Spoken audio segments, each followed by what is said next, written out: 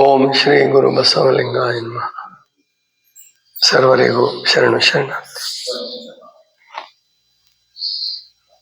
2024ನೇ ಇಸ್ವಿ ಪ್ರಾರಂಭ ಆಗಿದೆ. ದಿನ, ತಿಂಗಳು, ವರ್ಷ ಇನ್ನೂ ಸಣ್ಣದಾಗಿ ಬಂದರೆ ಗಂಟೆ, ನಿಮಿಷ ಮತ್ತು ಸೆಕೆಂಡುಗಳು, ಇವೆಲ್ಲ ಮನುಷ್ಯ ಮಾಡಿಕೊಂಡ ಲೆಕ್ಕಾಚಾರ. ಇದು ಅದ್ಭುತ ಮನುಷ್ಯನ ಸಾಧನೆ. ಕ್ಷಣ ಕ್ಷಣಕ್ಕೂ ಲೆಕ್ಕ ಹಾಕಿ ಅಂದಾಜು ತನ್ನ ಆಯುಷ್ಯವನ್ನ ನಿರ್ಣಯಿಸಿಕೊಂಡು 100 ವರ್ಷ ಅಂತ ಅನ್ಕೊಂಡು ಅದರಲ್ಲಿ ಏನು ಸಾಧಿಸಬೇಕು ಅನ್ನುವಂತಹ ಗುರಿಯನ್ನಿಟ್ಕೊಂಡು ಮಾಡಿದಂತಹ ಮಹಾನ್ ಸಾಧಕರು, ನಾಯಕರು, ಗುರುಗಳು, ಋಷಿಗಳು, ಪ್ರವಾದಿಗಳು ಈ ಜಗತ್ತನ್ನ ಅಥವಾ ಮಾನವ ಜನಾಂಗವನ್ನ ಇಲ್ಲಿ ತನಕ ಉಳಿಸಿಕೊಂಡು ಬೆಳೆಸ್ಕೊಂಡು ಬಂದಿದ್ದಾರೆ. ಪ್ರಾಯಶಃ ಈಗ ಸದ್ಯದ ಮಟ್ಟಿಗೆ ತುಂಬಾ ಸೂಕ್ಷ್ಮ ಜೀವಿಗಳನ್ನು ಬಿಟ್ರೆ ಭೂಮಿಯ ಮೇಲೆ ಅತಿ ಹೆಚ್ಚಿನ ಸಂಖ್ಯೆಯಲ್ಲಿ ಇರ್ತಕ್ಕಂಥ ಜೀವಿ ಅಂದ್ರೆ ಮನುಷ್ಯ. ಸಮುದ್ರದಲ್ಲಿ ಮತ್ತು ಭೂಮಿ ಮೇಲೆ ಅತ್ಯಂತ ಸೂಕ್ಷ್ಮ ಜೀವಿಗಳು ಮನುಷ್ಯನಿಗಿಂತ ಜಾಸ್ತಿ ಇರ್ಬೋದು. ಬ್ಯಾಕ್ಟೀರಿಯಾಗಳು, ವೈರಸ್ಗಳು. ಅದನ್ನು ಬಿಟ್ರೆ ಕಣ್ಣಿಗೆ ಕಾಣಿಸುವ ಜೀವಿ ಮತ್ತು ಅತ್ಯಂತ ಮುಂದುವರೆದ ವಿವೇಕ, ವಿವೇಚನೆ, ಲೆಕ್ಕಾಚಾರ, ಧರ್ಮ, ಸಾಧನೆ, ಸಮಾಧಿ ಇಂತಹದನ್ನೆಲ್ಲ ವಿಕಾಸ ಮಾಡಿಕೊಂಡು ಇವಾಗ ವಿಜ್ಞಾನ, ತಂತ್ರಜ್ಞಾನ, ಆಟಪಾಠಗಳು ಇದರಲ್ಲಿ ತುಂಬ ಸಾಧನೆ ಮಾಡಿ ತನ್ನ ಭದ್ರತೆಯನ್ನು ಹೆಚ್ಚಿಸಿಕೊಂಡೆ ಅಂತ ಭಾವಿಸ್ಕೊಂಡಿದ್ದಾನೆ ಮನುಷ್ಯ. ಮತ್ತು ದೀರ್ಘಕಾಲ ಬದುಕುವ ಪ್ರಯತ್ನ ಕೂಡ ಮಾಡ್ತಾ ಇದ್ದಾನೆ. ಆದರೆ ಇವನ ಯಾವ ಲೆಕ್ಕಾಚಾರಕ್ಕೂ ಕೂಡ ಸಾವು, ಹುಟ್ಟು ಅನ್ನುವಂಥದ್ದು ಸಿಕ್ಕಿಲ್ಲ. ಅದು ಸಿಗದೇ ಇದ್ರೂ ಕೂಡ ಸಿಕ್ಕಿದೆ ಅನ್ನುವ ಭ್ರಮೆಯಲ್ಲಿ ಬದುಕ್ತಾ ಇದ್ದಾನೆ. ಪರವಾಗಿಲ್ಲ. ಒಟ್ಟು ಈ ರೀತಿ ಬದುಕ್ತಾ ಮನುಷ್ಯ ಜನಾಂಗ 850 ಕೋಟಿ ಸಮೀಪಕ್ಕೆ ಬರ್ತಾ ಇದೆ. 850 ಕೋಟಿ ಆಗ್ತಾ ಇದೆ ಜನಸಂಖ್ಯೆ. ಈಗ ಅವನಿಗೆ ಭಯ ಶುರುವಾಗಿದೆ. ಎಲ್ಲಿ ಒಮ್ಮೆಗೆ ನಾಶ ಆಗ್ಬಿಡ್ತೀನೋ, ಪ್ರಳಯ ಆಗ್ಬಿಡುತ್ತೋ ಅನ್ನೋ ಭಯ ಶುರುವಾಗಿದೆ. ಪ್ರಕೃತಿಯ ಮುಂದೆ ನನ್ನದೇನೋ ನಡೆಯಲ್ಲ ಆಟ ಅನ್ನೋದು ಮನುಷ್ಯನಿಗೆ ಗೊತ್ತಾಗ್ತಾ ಇದೆ ಇವಾಗ.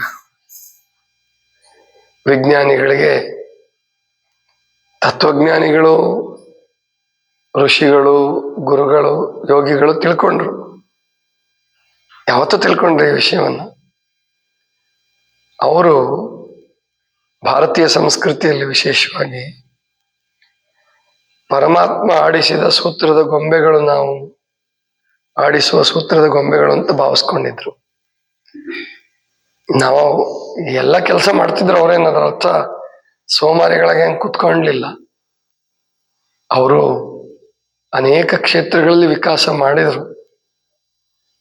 ಆದರೆ ಅವ್ರು ತಿಳ್ಕೊಂಡಿದ್ದೇನೆಂದ್ರೆ ಈ ಸೃಷ್ಟಿ ಅನ್ನುವಂಥದ್ದು ಪರಮಾತ್ಮನ ಅಧೀನ, ನಮ್ಮ ಅಧೀನ ಅಲ್ಲ. ನಾವು ಸುಮ್ಮನೆ ನಿಮಿತ್ತ ಮಾತ್ರ.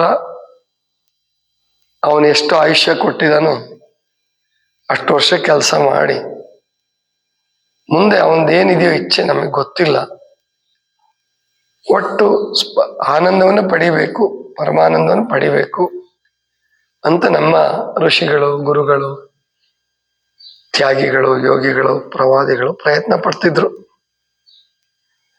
ಆದ್ರೆ ಈಗೊಂದು ಜನಾಂಗ ಬಂತು. ಅಂದ್ರೆ 16ನೇ ಶತಮಾನದ ಕೊನೆ ಭಾಗ ಅಥವಾ 17ನೇ ಆರಂಭದಲ್ಲಿ ವಿಜ್ಞಾನ ಬೆಳೆಯಕ್ಕೆ ಶುರುವಾಯಿತು. ಅದರಲ್ಲೂ ವಿಶೇಷವಾಗಿ ಗೆಲಿಲಿಯೋ ಏನು ಸೂಕ್ಷ್ಮದರ್ಶಕ ಯಂತ್ರವನ್ನು ಕಂಡು ಹಿಡ್ದ, ಆವಾಗ ಸೂರ್ಯನ ಸುತ್ತ ಭೂಮಿ ಸುತ್ತಾ ಇದೆ ಮತ್ತು ಅನಂತ ಕೋಟಿ ನಕ್ಷತ್ರಗಳಿದಾವೆ. ನಾವು ತಿಳ್ಕೊಂಡಂಗೆ ಬರೀ ಸೌರಮಂಡಲ ಒಂದೇ ಅಲ್ಲ, ಮತ್ತು ಆ ನಕ್ಷತ್ರಗಳು ಸಣ್ಣವಲ್ಲ, ಚುಕ್ಕೆಗಳಲ್ಲ, ಅವು ಈ ಸೂರ್ಯನನ್ನೇ ನುಂಗಿ ಹಾಕುವಷ್ಟು ಸಾಮರ್ಥ್ಯ ಉಳ್ಳಂತಹವು ಅಂತ ಎಲ್ಲ ಗೊತ್ತಾಗಕ್ಕೆ ಶುರುವಾಯ್ತು. ಅಂದ್ರೆ ಇದು ಗೊತ್ತಿತ್ತು, ಭಾರತೀಯರಿಗೆ ಗೊತ್ತಿತ್ತು. ಅವರು ದಿವ್ಯ ದೃಷ್ಟಿಯಿಂದ ನೋಡ್ಕೊಂಡಿದ್ರು ಅಥವಾ ವೈಜ್ಞಾನಿಕ ದೃಷ್ಟಿಯಿಂದ ನೋಡ್ಕೊಂಡಿದ್ರು ಗೊತ್ತಿಲ್ಲ. ಒಟ್ಟು ಅನಂತ ಕೋಟಿ ಬ್ರಹ್ಮಾಂಡಗಳು ಅಂತ ಕರೀತಿದ್ರು.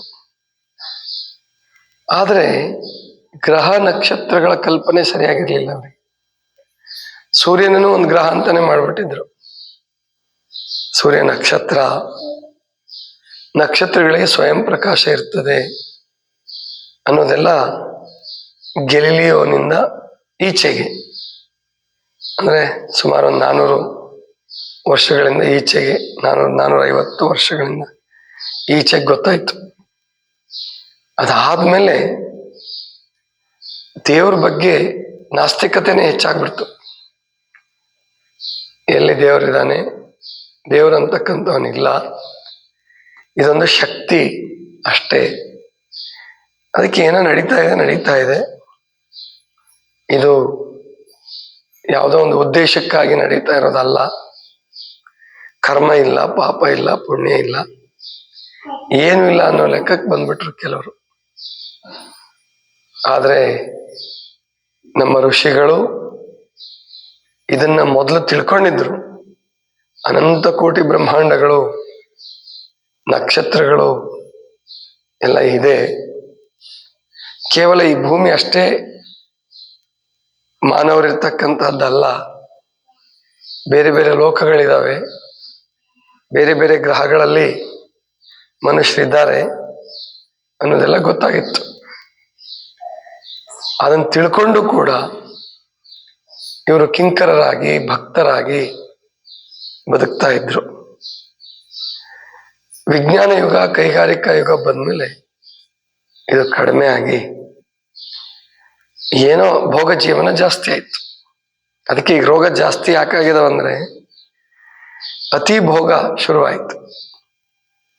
ಅದರ ವಿರುದ್ಧವಾಗಿ ಅಥವಾ ಅದರ ಜೊತೆಗೆ ಏನಾಯ್ತು, ಶಾರೀರಿಕ ಶ್ರಮ ಕಡಿಮೆ ಆಯ್ತು, ಕಾಯಿಲೆಗಳು ಶುರುವಾಯ್ತು. ಹೀಗೆಲ್ಲ ಆಗಿ ಇವನಿಗೆ ಸಂತೋಷ ಕಡಿಮೆ ಆಯ್ತು, ದುಃಖ ಜಾಸ್ತಿ ಆಯ್ತು. ಯಾವಾಗ ಸಂತೋಷ ಕಡಿಮೆ ಆಯ್ತು, ದುಃಖ ಜಾಸ್ತಿ ಆಯ್ತು, ಕೃತಕವಾಗಿ ಸಂತೋಷ ಹುಡುಕಕ್ ಶುರು ಮಾಡಿದ. ಮಾದಕ ಪದಾರ್ಥಗಳು ಕಂಡಿಡ್ಕೊಂಡ, ಮದ್ದುಗಳನ್ನು ತಿನ್ನಕ್ ಶುರು ಮಾಡ್ದ, ಡ್ರಗ್ಸ್,